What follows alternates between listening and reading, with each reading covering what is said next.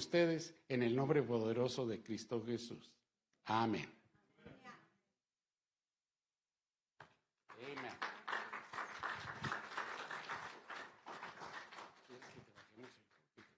No, es okay.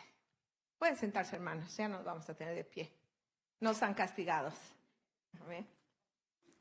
Gloria a Dios. Déjame decirle antes de empezar la predica, ayer tuvimos un increíble tiempo de oración con muchos siervos y pastores de Laredo en la casa de un hermano. Se está formando algo que al final les voy a explicar cuando terminemos la enseñanza, pero el Señor trajo a la memoria algo. Y esto nunca lo habíamos recordado tan firme el pastor y yo. En el año 2002, en los primeros 5 días de agosto, el Señor nos movió a Laredo, al pastor y a mí, hace 23 años. Dimos el paso de fe, de dejar toda una vida, dejar carreras ejecutivas arregladas, la del pastor sobre todo, una iglesia hermosa a la cual éramos felices ahí, y venir a lo incierto. Pues el Señor no nos ha fallado.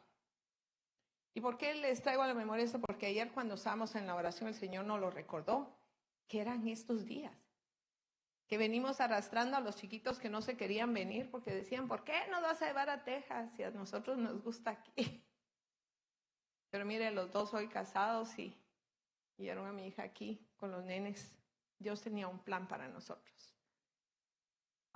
Nos mandó con la palabra de Mateo 10, que no se las voy a leer, pero se las voy a parafrasear, donde el Señor Jesús envía a sus siervos y les dice que vayan y prediquen la palabra y que vayan de 2 en 2 y que no lleven nada,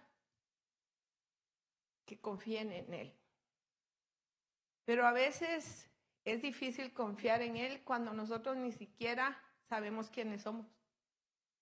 Y antes de eso, el Señor tuvo que llevarnos a través de un proceso al pastor y a mí para poder finalmente adjudicarnos, tomar y ponernos sobre nosotros esa aceptación como hijos del Padre y saber quiénes somos en Él. Porque si no hubiéramos venido en incertidumbre, si no hubiéramos venido, nos mandaste, Señor, ¿y de qué vamos a vivir? ¿Y en dónde vamos a vivir? ¿Y de qué vamos a comer? ¿En qué vamos a trabajar? Yo no estoy diciendo que haga eso, porque para hacer algo así Dios tiene que habértelo dicho bien. Pero nosotros tomamos el paso de fe hace 23 años. Y antes de eso el Señor tuvo que llevarnos a través de ese proceso de aceptación, de validación del Padre. Esa era la palabra que quería dar. Donde finalmente sabíamos que la promesa que Él nos había dado, Él la iba a cumplir. ¿Cómo? No sabíamos.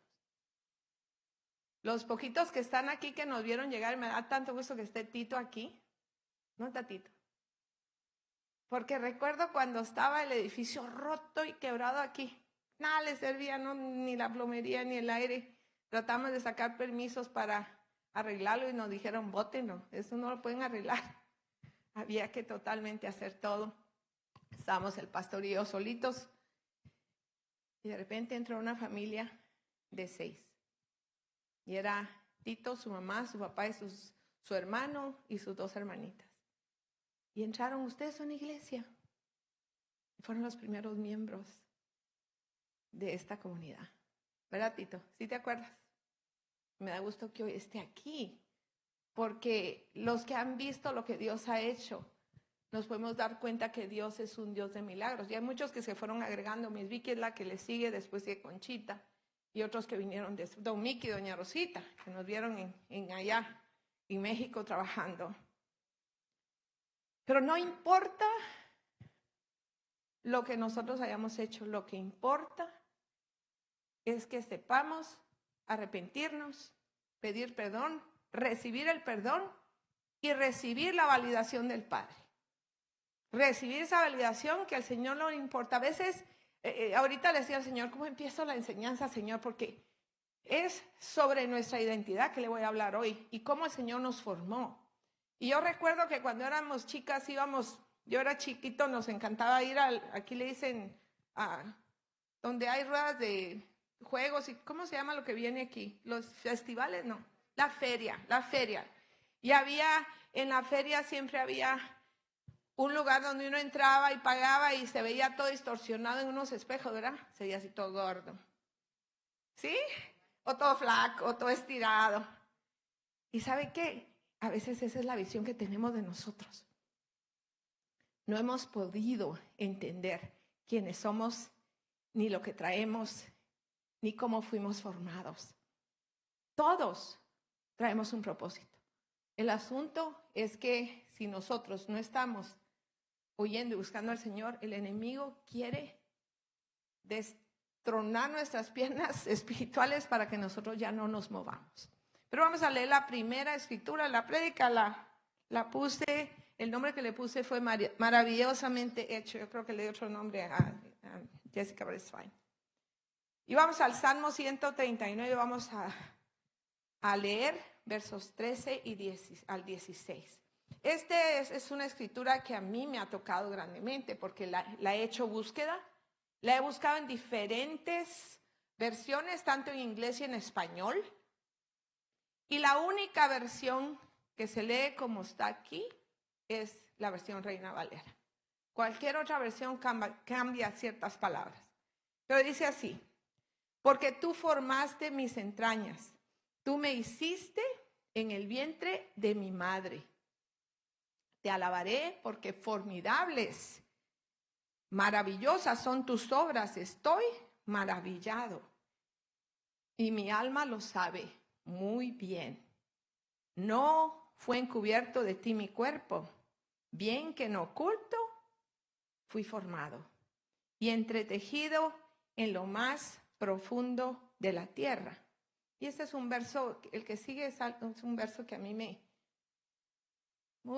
toca mucho porque dice: mi embrión vieron tus ojos y en tu libro estaban escritas todas las cosas que fueron luego formadas sin faltar una de ellas.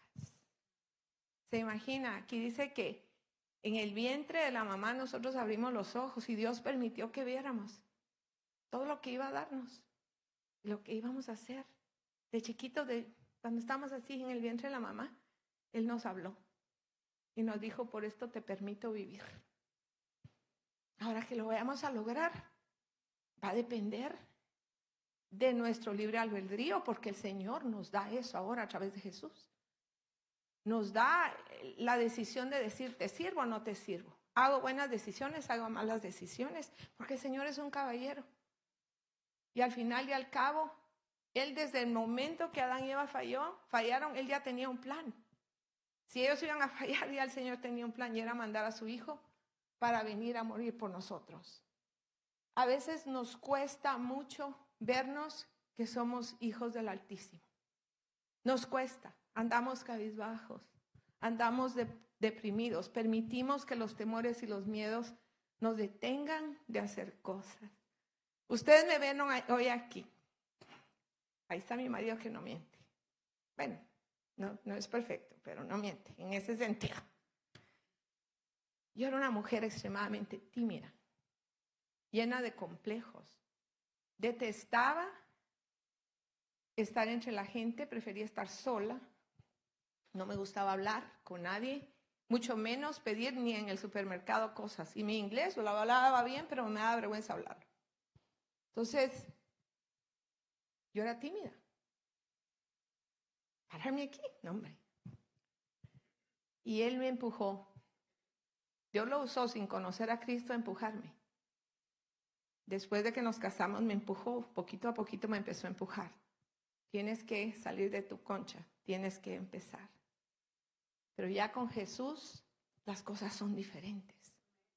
Porque yo no sabía que a través de lo que Él me empujó a hacer, yo me convertí en directora de ventas de una empresa. Yo detesto las ventas. Pero sin embargo llegué a tener 90 personas debajo de mí. Y no porque me gustan las ventas.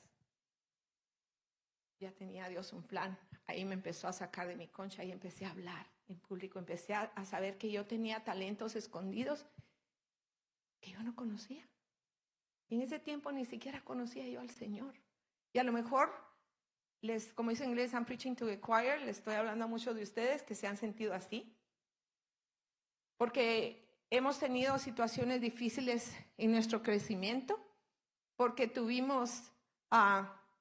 pasamos cosas con las familias, con nuestros padres. No tuvimos los hogares perfectos que cualquier niño sueña. Pero aún así, ese dolor, esa aflicción y lo que hayas tenido que pasar en tu desierto, te va a servir para sacar a alguien del desierto. Porque vas a ser testimonio de la gloria de Dios si eso escoges. ¿Por qué? Porque cuando estabas en el vientre de tu mamá, Dios dijo, te voy a usar, Rogelio. No importa lo que vas a hacer y me vas a desobedecer, pero te voy a usar. Dijo Conchita, pese a que fumas y juegas baraja y te gustan los tragos, te voy a usar. Sí, Conchita, porque usted lo ha dicho, por eso lo comparto. Porque a mí, dijo en el vientre de mi mamá, aunque naciste de un adulterio, así te voy a usar. Así te voy a usar. Y Dios tuvo misericordia de poner los medios y las personas para enderezar mi camino y el camino del pastor. Si nosotros éramos dos naves que íbamos a choque directo, pero Dios nos puso juntos y juntos íbamos a chocar porque íbamos muy mal. Pero Dios enderezó nuestro camino. Esto lo estaba leyendo y pensé que era muy bonito compartirlo con ustedes porque se lo voy a leer porque esto tengo que leerlo, es algo científico. En 1953, James Watson y Francis Crick descubrieron la estructura genética profundamente dentro del núcleo de las células vivas que hoy se conocen como ADN. Más recientemente, los científicos han encontrado un lenguaje exquisito compuesto por unos 3,000 millones de letras genéticas almacenadas en el ADN. Fíjese, instrucciones detalladas para el funcionamiento de cada célula en forma de un código digital. Usted es una computadora viviente. ¿Ya se puso a pensar eso? Es una computadora viviente, con un montón de células detalladas y funcionamientos que nadie más tiene, solo usted. Y Dios lo escogió y lo marcó y dijo, eso eres tú. Las regiones de codificación del ADN tienen exactamente las mismas propiedades relevantes que un código o lenguaje informático. Cuando decimos informático, para aquellos que no están muy envueltos, quiere decir todo el medio de computación y todo lo que existe hoy, la informativa, todo eso que se mueve en las redes, ¿verdad? Nosotros tenemos mucho más que lo que trae una computadora. Entonces, hermanos, la pregunta es, ¿quién colocó ese enorme número de letras en su secuencia perfecta, adecuada, como un manual de instrucciones genéticas dentro del ADN de cada persona? ¿Quién? ¿El mono? ¿Usted cree que usted viene del mono, como dice Darwin? No. ¿Verdad que no? ¿Quién? Solo puede ser trabajo de un ser con una mente eterna, infinitamente más inteligente que nosotros los humanos. Ningún proceso evolutivo basado en el azar, ni aún esa teoría de Darwin de los monos, no importa lo que digan, podría producir el completo que es el pastor Luis hoy, que es Felipa. Soy yo, que es usted, hermano. Nadie. Aún un ateo famosísimo. Y eso es lo curioso. Si Dios no existe, ¿por qué los ateos lo niegan? Esa es la palabra. Si Dios no existe, ¿para qué lo pelean, pues? ¿Cuál es el pleito? No existe, bueno, olvídate de eso. Pero fíjese, este señor es un profesor, uno de los más famosos del mundo sobre el ateísmo, se llama Anthony Flew, admitió que no puede explicar cómo él se crió y cómo desarrolló un ADN a través de evolución. Y hoy acepta la necesidad que una fuente inteligente haya estado involucrada en la creación del código de ADN de él. Por eso mismo, cada vez la ciencia apoya las verdades fundamentales de la Biblia en lugar de oponerse a ellas. ¿Me puedes poner la primera gráfica, hijo, por favor? No sé si usted había visto esto antes. Nosotros tenemos una proteína dentro de nuestras células que se llama laminina. Y la laminina, mírelo bien, ¿lo ve? Es exactamente una cruz.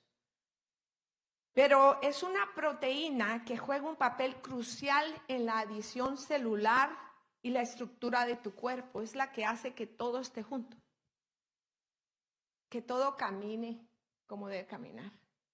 Si no hay laminina, tú te desplomarías, te desintegrarías. Es la laminina lo que mantiene.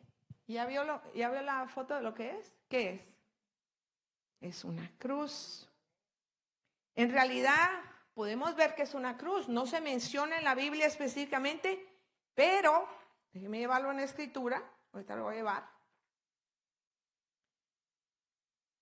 Como cristianos podemos darnos cuenta que la forma de la laminina es una cruz. Puede ser vista como una representación de Cristo y de su obra simbólica y el papel que Él toma en la unión de todas las cosas. ¿Quién nos unió al Padre? Jesús.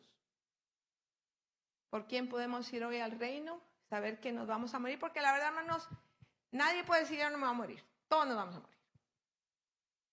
Cuando uno llega a la edad, ayer yo estaba sentada en la sala y tuve un tiempo, el pastor salió a hacer mandados y me quedé en la casa. Usualmente le digo, vemos una película y dije, no, yo tengo que hablar. Y me quedé meditando y el Señor me recordó tantas cosas de las plataformas que nos ha dado, lo que ha hecho, los milagros. Y me puse a pensar en dónde se han ido los años. Recordé cuando estaba chiquita, lugares de mi niñez que recuerdo en Guatemala, los partos con mis hijos, y parece que fue ayer. Pero ya son mis abuelos. Ya nuestras generaciones se han multiplicado. ¿Y dónde se fue el tiempo? Pues todos vamos a tener el encuentro con el Altísimo. Pero la verdad es que el que nos une es Jesús. Te di Colosenses, la escritura de Colosenses 1:17, hijo, por favor. Dice la escritura de Colosenses, por eso es tan importante ponerla con esta visión de la laminina, porque dice, y Él es antes de todas las cosas. Jesús ya estaba antes de que nada fuera creado. Y en Él, todas las cosas en Él subsisten. Y Él es la cabeza del cuerpo, que es la iglesia, que es el principio, el primogénito entre los muertos, para todo lo que todo tenga preeminencia. Jesús es el que nos mantiene si nosotros le damos el lugar. No importa la aflicción que estés pasando, si es física, si es espiritual, si es monetaria, financiera. El asunto es que tenemos que creer. Nosotros hemos pasado muchas cosas aquí en Laredo. En Estados Unidos, allá en el norte también, porque aquí se siente uno que está en México, ¿verdad? Pero allá en el norte también pasamos. Pero lo más duro lo hemos vivido durante el tiempo ministerial. Las aflicciones físicas más fuertes de muerte las hemos vivido aquí. ¿Por qué? Porque el enemigo no va a venir a tratar de botar a aquellos que no están haciendo nada. Va a tratar de detener a los que tienen el potencial y la posibilidad de abrir caminos. en el reino. Y yo recuerdo cuando estaba en el hospital, ¿cómo se llama el hospital, mi Vicky? Hoy. No, el que está atrás del doctor Misael, en el San José. Yo estaba tan mal. Yo sentía que me iba a morir. Fueron 6 meses de agonía. ¿Se acuerdan, mis Vicky? Los que estuvieron aquí conmigo, Conchita lo vio conmigo. Yo sentía que me iba a morir. Y el pastor creyó que los hospitales de México eran como los del norte, ¿verdad? Que te dejan y hay enfermeras que te están cuidando. Y dijo, bueno, ahí regreso, mañana tengo que ver en la mañana, y me dejó sola. Qué horror. Porque yo no podía dormir. Porque por una medicación errónea unos médicos me dieron, me habían bloqueado ciertas áreas de mi cerebro y mi cerebro no podía descansar. Me daban las pastillas para dormir y yo no me podía mover, pero estaba alerta de todo. Yo quería gritarle a las enfermeras que estaban en un balcón que estaba a la par del cuarto que me dieron y decirles, ayúdenme, y nadie me oía. Y yo recuerdo que lo único que hice fue clamar al Señor. Y una voz interna me dijo, resiste, esto pasará. Tito, esto pasará. Y pasó. 6 meses, pero pasó. 6 meses después nos levantamos, nos agarramos de la mano y fue cuando este ministerio tomó y despegó. ¿Se acuerda, Conchita? Filemón 1:6, por favor. Vamos a ver unos versos en libros que a veces nadie busca. ¿Por qué vamos a hablar de ahorita de esta palabra en Filemón? Porque, hermanos, la fe es opuesta a la inseguridad y el miedo, o sea, el temor. O usted tiene fe o tiene miedo. O tiene fe o tiene inseguridad. O tiene fe o tiene duda. Pero no puede vivir en una cuerda floja. No podemos vivir en la cuerda floja. No podemos ir a la iglesia, entrar y salir solo para sentirme santo el domingo. Y yo sé que varios se van a enojar de aquí y van a decir, ay, me cayó porque yo solo vengo el domingo. Hermanos, hay que ponerse a trabajar para el Señor. Hay que recoger cosecha para el Señor. Un día puse un montón de canastitos aquí y les dije, ¿cuál es su visión? Va a escoger el canasto más chiquito, el más grande. ¿Qué le va a presentar al Señor el día que usted llegue? Un hermano me decía, ay, sí, pastora, si yo leo la Biblia, es que no es leer la Biblia. Es que no es nada más seguir, yo veo mi devocional. Yo hablo, es vivir la escritura a diario. Tenemos que vivirla. Ay, es que yo no me puedo mover. Usted puede agarrar el teléfono y puede llamar hermanos que vienen aquí a pedir oración, decir, pastores, ¿cuántas personas puedo llamar esta semana? Lista le damos para que llame. Dios lo puede usar aún en un teléfono. ¿Cuántas llamadas no recibió usted de esas que le están vendiendo cosas? Dígame. ¿Cuándo alguien le ha llamado y le ha dicho, mire, yo solo estoy llamando porque Dios me dijo que ore por usted? No, nadie hace eso. Yo hacía cold calls cuando vendía cosméticos y sufría porque le tenía que enseñar a mis muchachas y a mí no me gustaba hacerlo. Pero imagínense, si todos agarráramos 5 números al azar aquí y llamáramos a alguien, ¿cuántas personas están que necesitan que alguien les llama y solo les dé una palabra de ánimo sin nada de regreso? No te voy a vender nada, solo voy a orar por ti. A lo mejor alguno te va a colgar o te va a decir, no quiero. El pastor pasa por el puente y usualmente bendice a los guardias que están, los de Homeland. A veces siente dirección y ora por ellos. Y en el tiempo que tenemos de estar aquí, solo una persona le dijo, a mí no me bendiga. Una. Tenemos que vivir lo que decimos y no estamos viviendo solo por mociones, estamos viviendo en una cuerda floja.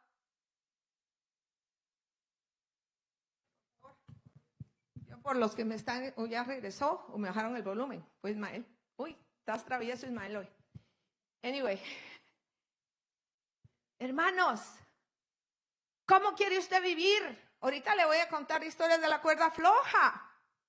Pero dice, para que la participación de tu fe sea eficaz en el conocimiento de todo el bien que está en vosotros. ¿En quién?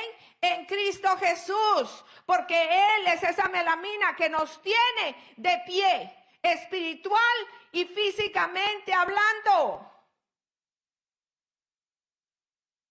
Tenemos que levantarnos cada mañana emocionados de saber que hay algo grande que viene.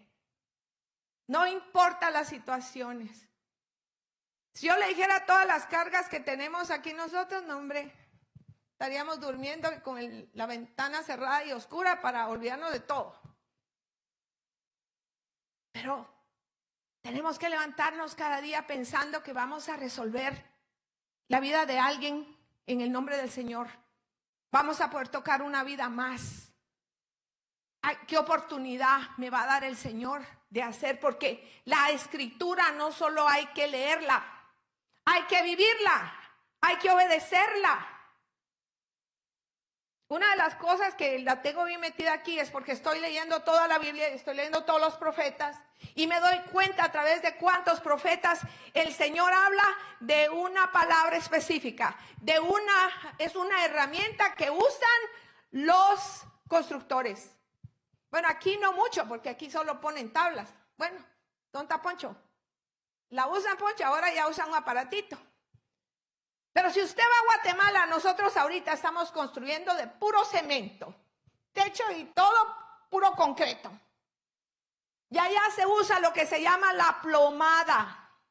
¿Quién sabe qué es la plomada? ¿Quién más sabe aparte de Poncho? Es un plomo con un hilo y tiene esa cuerda que estar alineada para que le diga al constructor que la pared está recta. Y la palabra dice a través de los profetas que he estado leyendo que el Señor va a medir nuestra plomada. Si en realidad caminamos un camino derecho o nos ganó el deseo de la carne antes, hicimos lo que quisimos. Jesús tiene la solución, porque a veces la regamos, hermanos. No, a veces, todo el tiempo. Por eso Jesús le dijo a los apóstoles que cada noche ellos tenían que pedir perdón. Pero tampoco, como me decía a mí una iglesia que yo visité un tiempo y decía el pastor, porque el pastor le echaba los tragos, fumaba, hacía todo. Y decía, no, es que Dios me perdona cada noche. Es que a través de la gracia. No, cuando yo empecé a leer, por eso ya no fui ahí. Porque aunque era bien nueva en el evangelio, dije, no, la Biblia dice que uno tiene que ser obediente, pues. Usted no puede vivir en adulterio y diciendo, oh, yo sirvo a Cristo. ¿Cuáles son los estándares por los que vamos a vivir? ¿A quién vamos a representar? Si estamos hablando de identidad, que tenemos el ADN de Cristo en nosotros, tenemos que obedecer lo que dice la palabra. Yo te pregunto, hermano, ¿cómo te ves tú hoy a ti mismo? ¿Cómo te miras? Esta es una pregunta clave que nos tenemos que hacer. Porque si nosotros mismos no podemos aceptarnos y vernos y ver a Cristo reflejado en nosotros, vamos a hacer juicio para todos los demás. Nunca vamos a aceptar a nadie más, porque nosotros mismos no nos podemos aceptar. La forma en cómo tú te miras a ti mismo, hermano, es primordial para cumplir ese destino que Dios dijo en el Salmo 139, cuando tu embrión vieron los ojos del Señor.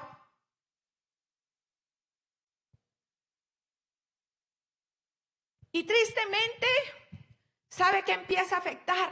Nuestra identidad, la educación, los antecedentes, las cosas que hacemos, las palabras que nos dicen, los insultos, aún los apodos que nos ponen. nos empiezan a marcar de una forma que Dios no nos ha marcado. Yo muchas veces se los he dicho. Yo pasé muchas cosas. Vengo de una familia que tenía muy buen vivir monetariamente, pero bien disfuncional. Y como yo era la única hija y toda la vida tenía miedo porque mi mamá nunca supo que a mí me abusaron en un cine. Y se lo dejé saber hasta que tenía 40 años. Nunca lo supo. Pero yo antes de los 6 años era una niña feliz. Y mi papá me consentía porque era su única hija mujer. Hasta alberca me mandó a hacer porque yo quería nadar. Pero después de esa fecha, mi vida cambió. Empecé a ser disfuncional. Empecé a tener miedos, temores. Yo no podía dormir sola. Me daba miedo la oscuridad. Todo se volteó. Entonces mi mamá llevaba primas que se fueran a quedar. Vivíamos un casonón enorme. Y me llevaba familiares que se fueran a quedar a la casa a dormir conmigo. Adoptaban sobrinas de mi mamá, mi papá y mi mamá para que me hicieran compañía. Pero había una que era muy malita. Y me tenía mucho coraje y envidia. Y yo bailaba ballet. Dirán tantas cosas que he hecho así, pues mi papá me metía a todo. Y poco a poco, conforme llegó el tiempo ese de la rebeldía, yo sabía que a mi mamá le encantaba que le dijeran que yo estaba delgadita y que bailaba muy bien y lo que sé, y me daban solos para hacer. Pero cuando empecé a ganar peso, todo empezó a cambiar. Y mi mamá se empezó a enojar porque me quitaban la comida del plato.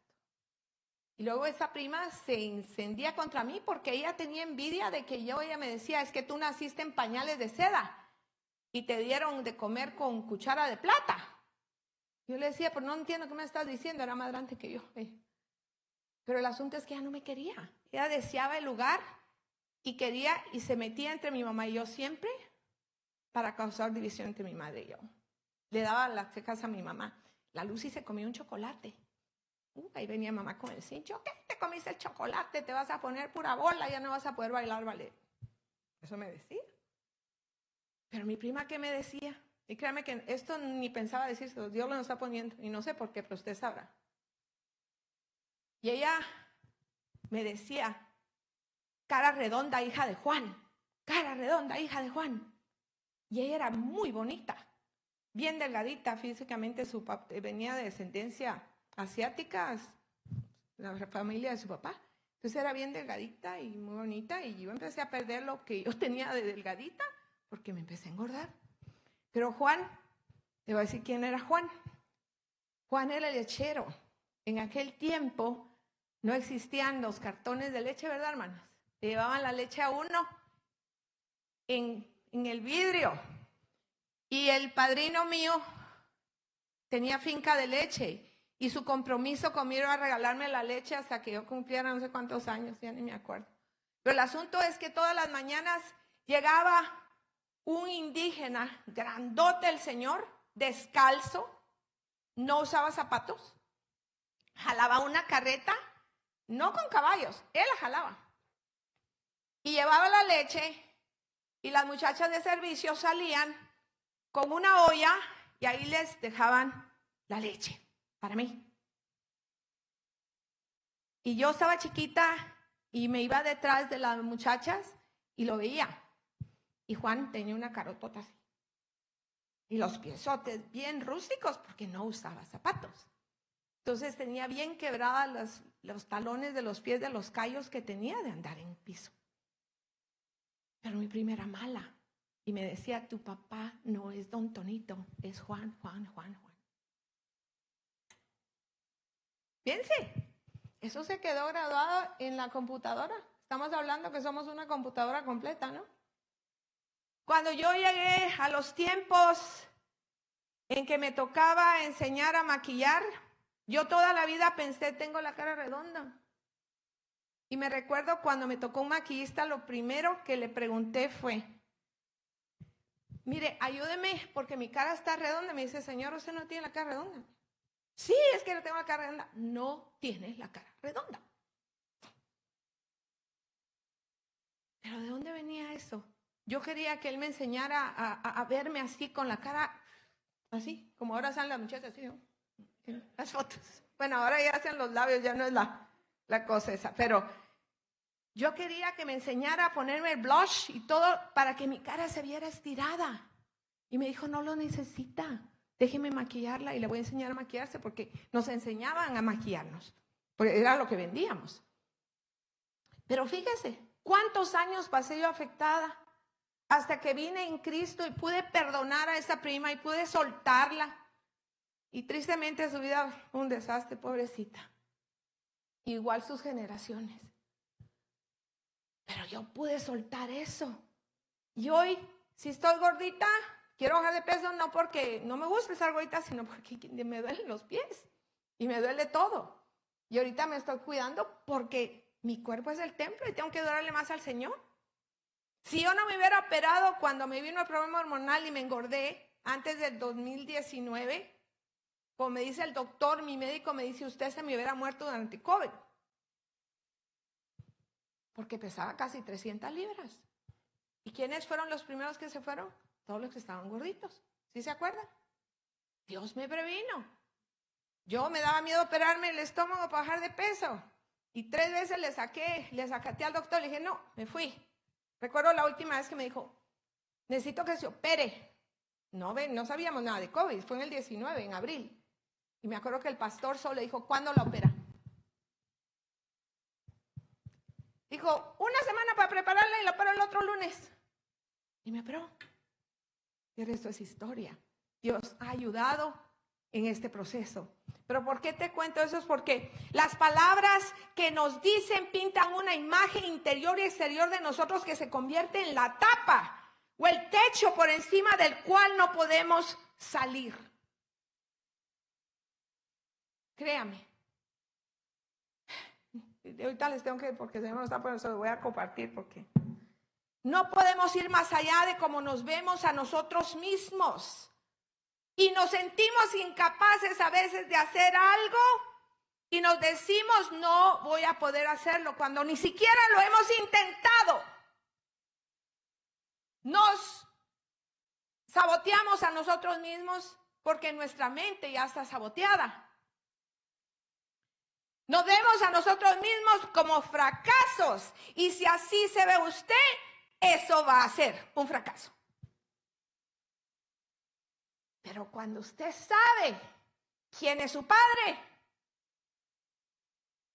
tiene un padre uno terrenal, pero quién es el Padre celestial y cómo Él nos dice que somos sus hijos. Y si Él es rey, nosotros somos princesas y príncipes de su reino. Tenemos una carga que Él ha puesto para que nosotros hagamos para Él. Somos canales de su gloria. Y va a depender de cómo usted se limpie y deje ir, que Él pueda brillar en usted o no, que usted se desarrolle o no. Hay tantas personas que tienen tanto miedo de superar límites personales y accidentalmente se empiezan a sabotear sus propios esfuerzos. Hacen lo posible por estar siempre igual. No voy a salir de aquí.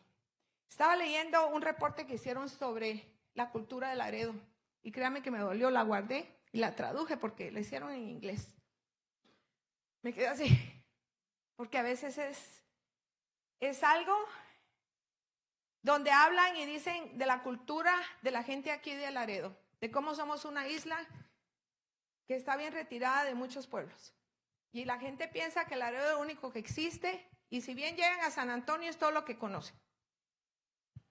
La gente se muere sin ni siquiera ir a Houston o ni siquiera salir de Texas porque piensan que Laredo es todo. A veces no dejan ni ir a los niños a estudiar fuera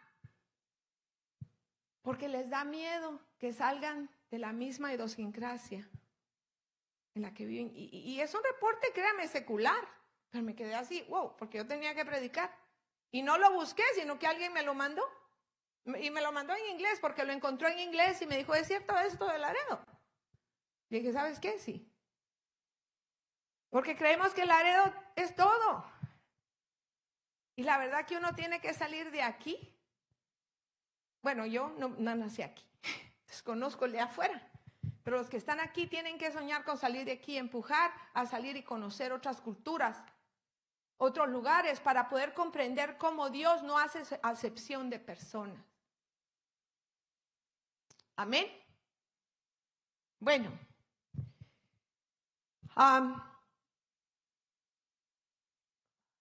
le voy a decir algo. Yo recuerdo que a mi casa, como a 7 cuadras de mi casa, hay un lugar que le dicen el Cerrito del Carmen. Es un lugar muy bonito, es como ahora es un parque.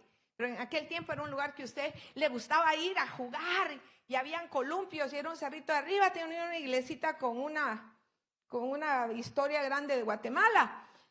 Pero el asunto que tenía como una explanada en el frente y una vez al año, en el mes de agosto, ahí se celebra una feria.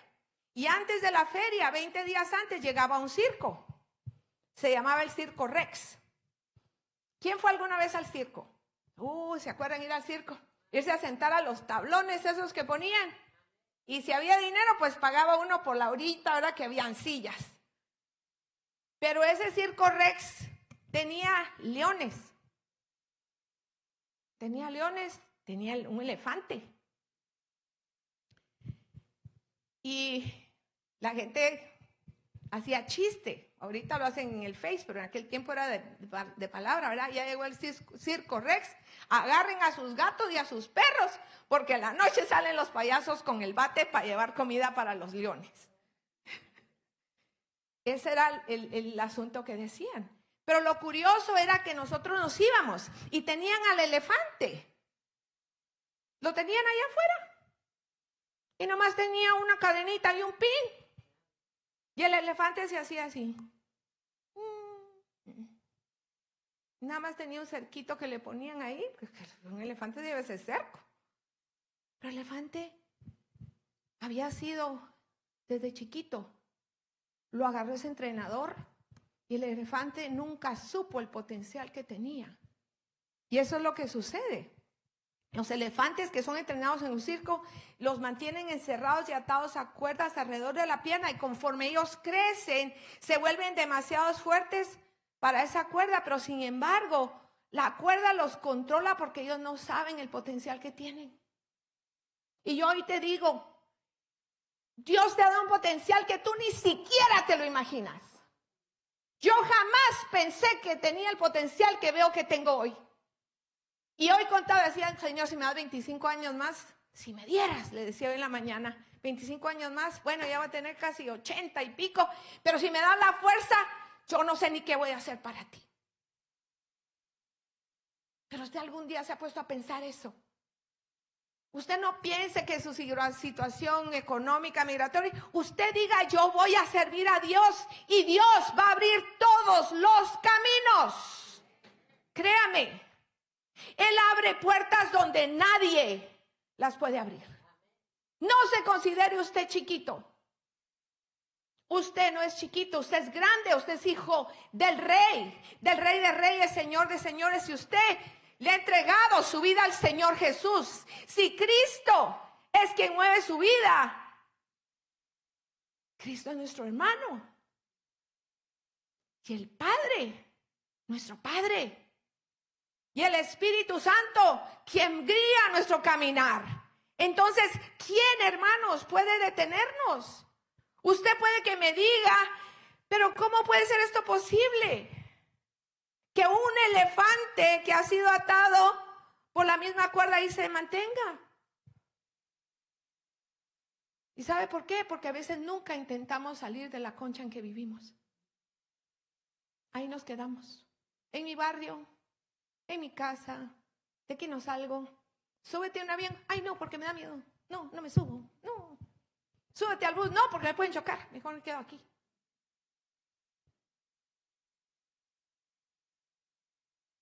A medida que pasa el tiempo, los elefantes se convencen que escapar es imposible. Hermano, empiezan a dudar que tienen fuerza para liberarse. Hermano, ya Cristo te dio libertad. Ya tú puedes volar, tú puedes crecer. Tú tienes un llamado muy grande para hacer, no importa el tiempo que se desperdició atrás. Yo hubiera querido conocer al Señor cuando tenía mis 15, no, llegó el Señor a mis 30, y en realidad le entraba a mi vida a que tomara control cuando estaba en mis 40. Ya no puedo cambiar eso, pero sí puedo cambiar lo que voy a hacer de aquí en adelante. Esto es una ilustración de lo que Jesús puede hacer dentro de nosotros. No dejemos de esforzarnos, hermanos, por hacerlo mejor. Creamos que el éxito está a nuestro alcance. Si usted piensa que usted es incapaz de hacer algo, entonces de plano no lo va a hacer. Yo me acuerdo de una chica que yo entrené en panadería. Vino aquí y me dijo, a mí no me gusta la panadería. Y le teníamos que dar una casa. O le dábamos, y ahorita voy. Ahí está, porque usted... ¿qué? Teníamos que ponerla en alguna clase de algo. Y solo teníamos cocina, panadería, costura. Ninguna le gustaba. Probó las tres, no me gusta nada. Bueno, le dije, ¿es una o no te doy la casa? Bueno, écheme a la panadería, pues. Uy, Miguel, mi hijo, se peleaba con ella. Híjole, no se peleaba con Verónica. Yo la veo hoy. Y ella es la manager de donde se hacen todos los pasteles de panos. ¿Te cuenta? Y ella enseñó el oficio a su yerno, a su hija, y todos trabajan en pastelería hoy. A la que no le gustaba, pero salió de su concha. Y después me decía, oiga, ya me gusta. Ya me gusta. Le voy a leer esa historia y en unos 15 minutitos ya vamos a terminar. Pero le voy a leer esto. La fe es creer y actuar. Es una historia, se la voy a leer. En 1859, un funámbulo desconocido llamado Charles Blondin, no es Bonding, es Blondin. Yo buscaba Bonding, no es Bonding, es Blondin. Puso un anuncio en Nueva York Times comunicando que cruzaría las cataratas del Niágara caminando sobre una cuerda. ¿Me pueden poner la cuerda, donde va en la cuerda, por favor? Fíjese, 1859, ¿hace cuántos años? Cerca de 5,000 personas se apresuraron para ir a ver si era cierto que podía hacer esa hazaña. La altura del Niágara en su punto mayor de caída es de 62 metros. ¿Se imagina usted lo que sería caerse de esa altura? Antes de empezar en su primer intento, Blondie preguntó a la multitud. Él iba en la cuerda floja, ¿se da cuenta? ¿Cuántos de ustedes creen que puedo cruzar la catarata caminando sobre esta cuerda? El público asistente aplaudió aceptando que lo lograría y él cruzó las cataratas. Pero lo mejor fue que ante el asombro de los miles de asistentes regresó. Fíjense, no solo cruzó, se regresó al punto de partida. Y después preguntó, ¿cuántos de ustedes creen que yo puedo cruzar las cataratas empujando esta carretilla? Y una vez más el público aplaudió. Blondin cruzó sobre la cuerda, ida y vuelta empujando una carretilla. ¿Puedes poner la carretilla, hijo? Es la segunda foto, creo. Ante el asombro de la multitud creciente, volvió a cruzar 2 veces más. Una de ellas sobre zancos y otra vez con los ojos tapados. Ahí va, mire. La multitud había entrado en frenesí. Blondin aprovechó para preguntar, ¿cuántos de ustedes creen que puedo cruzar con alguien montado en mis espaldas? Valgan verdades, parecía esto pan comido con respecto a lo que ya había hecho. El público creía que ese hombre era capaz de hacer cualquier cosa que se propusiera en la cuerda. Entonces el hombre con una sola pregunta hizo callar al público. ¿Quién de ustedes va a ser mi voluntario?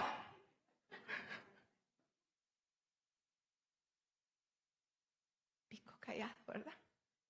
Mucha gente hace ruido. Yo voy a hacer esto. Yo puedo hacer el otro. Yo tengo talentos. Yo toco, yo hago. Pero a la hora de la hora, nada. Nada. Esa multitud de 5,000 personas había demostrado que creía en sus capacidades, que lo que habían avivado y alabado y habían creído en cada una de sus anteriores hazañas, y ahora permanecía callada y en silencio. Aun cuando 5,000 personas habían demostrado su fe en que él podía cruzar y su capacidad de cargar a una persona, lo cierto es que nadie en realidad le creyó. ¿Me explico? Por eso le digo, para creer tenemos que dar un paso de fe. Tenemos que cruzar esa cuerda y creer en el Señor. La fe verdadera siempre está acompañada de una acción, hermanos. Si la acción no está presente, tampoco la fe está presente. Es claro que muchos necesitan ver para creer, pero ¿qué le dijo a Tomás el Señor? Ay, Tomás, qué triste que tuviste que poner tu mano aquí para creer que yo había resucitado, ¿verdad? El Señor quiere que seamos personas de fe y de acción. Pero lo realmente alucinante es que buena parte de ellos, de toda esta gente que le decía, oh, sí puedes, a pesar de ver, no cree. Están a la espera de una suerte de seguro cero riesgo. Y eso no exista. El que no arriesga, no gana. Cuando el pastor y yo hace 23 años salimos de aquí, arriesgamos todo. Arriesgamos nuestra familia, nuestras finanzas, nuestro futuro. No sabíamos de qué íbamos a comer, dónde íbamos a vivir, nada. Pero dimos el paso de fe. Y el resto es historia. Aquí estamos hoy. Y vea lo que Dios está haciendo aquí, está haciendo en Guatemala. El que arriesga poco, gana poco. El que le va a todas, el que acciona más que el resto, el que juega la vida en la cancha para él es el que va a lograr hacer cosas grandes. Hay una gran diferencia. Hay gente exitosa que cree y hace. Y después de ver, pone acción. Esa es la gente visionaria. Ahora le voy a dar el contraste de Charles Blondin con el contraste de Karl Wallenda. ¿Quién oyó hablar de Karl Wallenda alguna vez? Ok. Karl Wallenda era una familia alemana que ellos iban en la cuerda floja también, pero eran toda la familia. No usaban protección abajo tampoco. Los hijos, todos cruzaban en la cuerda floja. Y Karl Wallenda era el papá de todos los muchachos, él los entrenó y daban shows por todas partes. Y el señor quiso hacer algo que él no tuvo la fe de hacer. Lo hizo porque le estaban pidiendo que lo hiciera, pero en su convicción interna, él sabía que no debía hacerlo. Se lo voy a leer. Karl Wallenda, un famoso artista de alta tecnología, fundador del Flying Wallendas, murió el 22 de marzo de 78. En San Juan, Puerto Rico. ¿Me lo puedes poner, hijo? Es el último que va cruzando entre unos edificios. Ahí fue cuando se cayó. Cuando los fuertes vientos le hicieron perder el equilibrio en un cable estirado entre dos torres de hotel en el área de Condado en Puerto Rico. Tenía 73 años en el momento de morir. Helen Chris Wallenda, su esposa, dio testimonio que nunca antes había visto a su esposo inseguro y preocupado. 3 días antes del espectáculo, él estaba inseguro y obsesionado que todo estuviera perfecto. Él no tenía paz ni fe y actuó solo por un compromiso y sus cálculos fallaron y se cayó y murió. ¿Qué diferencia? Por eso vemos comparaciones de dos visionarios. Sí, también tenemos que ser muy, pedirle al Señor que nos dirija y nos dé paz, que a pesar que vamos a hacer una locura, tenemos paz en lo que vamos a hacer. Pero cuando hay inquietud, mejor no movernos. ¿Cómo podemos cambiar esta imagen distorsionada dentro de nosotros o afuera de nosotros para abrazar la verdad de quiénes somos? ¿Cómo se revela esto en la palabra de Dios? Y ya no voy a poner las escrituras, solo se las voy a dar como referencia, porque no los quiero detener tanto tiempo. Según las Escrituras, somos elegidos y amados por Dios, perdonados, justificados a través de Cristo. Romanos 8:33. Aparte de eso, somos herederos conjuntos con Cristo. Romanos 8:17. Somos más que conquistadores por aquel que nos ama. Romanos 8:37. Somos la cabeza y no la cola. Deuteronomio 28:13. Y somos capaces de hacer todas las cosas a través de Cristo que nos fortalece. Filipenses 4:13. Si vamos, hermanos amados, a creer y a adueñarnos de todas las promesas que fueron puestas en el vientre de nuestra madre, tenemos que adherirlas a nuestro ser, a nuestro espíritu, a nuestra mente, a nuestro cuerpo, a nuestro alma, y no dudar que cuando Dios abre una puerta y nosotros tenemos paz, pese a que la gente diga están locos, como nos dijeron a nosotros, Dios va a obrar. Dios va a obrar. Hebreos 11:1 es la última escritura que vamos a poner. Dice, es pues la fe, la certeza de lo que se espera, la convicción de lo que no se ve. La fe es la palabra opuesta al miedo y la inseguridad. Quiero que baje ese mismo Ismael. Ay, necesitaba en el piano. Can you, please? Quisiera que nos pusieran o nos pones, Jessica.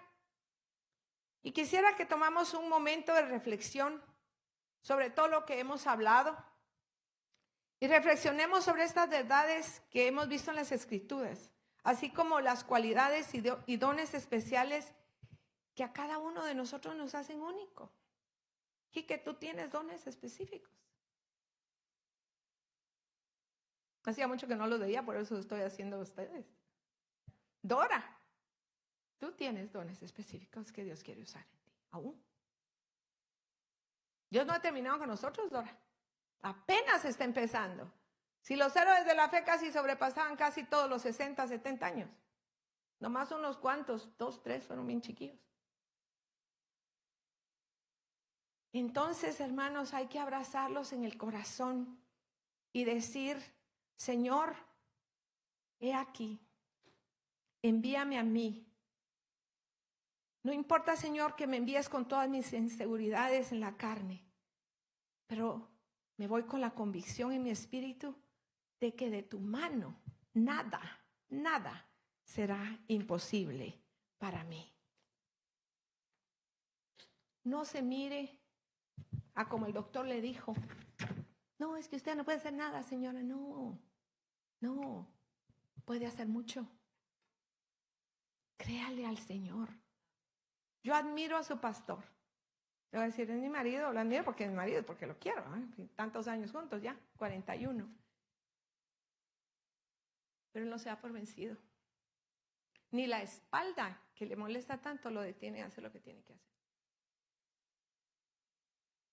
Lo veo esforzarse ahora yo lo detengo a veces porque no quiero que se me enferme, porque tenemos que hacer cosas y no quiero que se me va a enfermar. Pero ayer mismo lo veíamos, ¿dónde está doña Rosita? ¿Se acuerda, Rosita? Ya va el pastor y señorita, y va con el rótulo, mírenlo. Porque iba a venir, hermanos, a poner el rótulo y no vinieron, y el pastor agarró y ¡pum!, me lo puso. Y no importa si le dolió la espalda o no le dolieron las rodillas, salió y lo puso. Y a veces verlo a él, cuando yo siento que ya no aguanto, me hace esforzarme y decir sí puedo, aunque me duela, se me va a quitar el dolor. Y créame, ayer que fuimos si usted no cree en el poder de la oración, yo iba ayer a esa oración adolorida que no podía ni mover la pierna, con la ciática, y oraron una pareja por mí, y en cosa de 5 minutos la ciática se fue. Porque a veces la aflicción que usted está pasando es espiritual para detenerlo de participar en algo grande que Dios tiene para usted. Así es que como no vino la música, yo voy a orar y al final solo quiero compartir algo. No, ¿sabes qué? Me lo vas a poner de una vez, Jessica, ponme Va a pasar algo aquí en Laredo, hermanos. Antes de orar, quiero compartir con ustedes. Nosotros llegamos aquí y llegamos creyendo que Dios nos trajo a este lugar, que no era nuestro escogido lugar a venir, pero Dios tiene un propósito especial en Laredo. Y si usted no es de Laredo y está aquí, y usted está pensando, ¿y qué estoy haciendo aquí? Si yo no soy de aquí.